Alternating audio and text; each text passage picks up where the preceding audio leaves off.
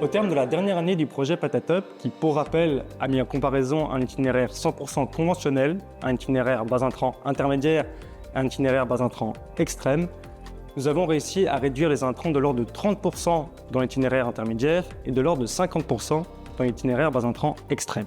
L'évaluation technique, économique et environnementale des itinéraires bas intrants a permis de démontrer que dans des conditions de réduction d'intrants intermédiaires, il était techniquement faisable de produire de la pomme de terre à large échelle, tout en étant économiquement viable et en ayant un impact environnemental réduit par hectare utilisé. Au niveau technique, les machines alternatives nécessaires pour ces itinéraires sont moins nombreuses sur le marché mais disponibles en Wallonie et ne sont pas plus complexes à mettre en place qu'un pulvérisateur. En revanche, les itinéraires bas intrants demandent plus de machines dont certaines ont un débit de chantier plus faible, ce qui augmente le temps de travail à l'hectare, de l'ordre de 10%, ce qui reste tout à fait acceptable. Au niveau économique, le passage aux itinéraires bas intrants engendre une baisse importante du bénéfice, suite principalement à une baisse du rendement. Cette diminution est trop importante pour l'itinéraire bas intrant extrême, limitant sa rentabilité économique à large échelle.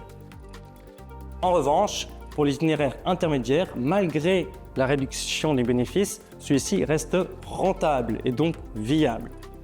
Le bénéfice réalisé est cependant assez faible compte tenu des risques liés à la production de pommes de terre.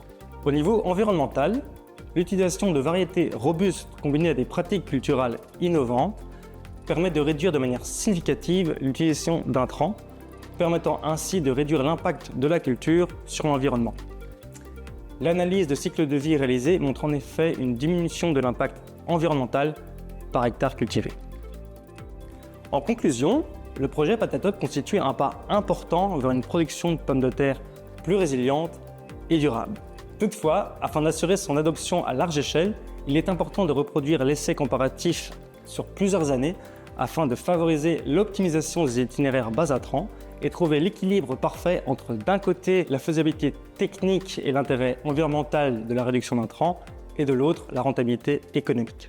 Pour plus de détails sur le résultat, n'hésitez pas à aller consulter le site dédié au projet.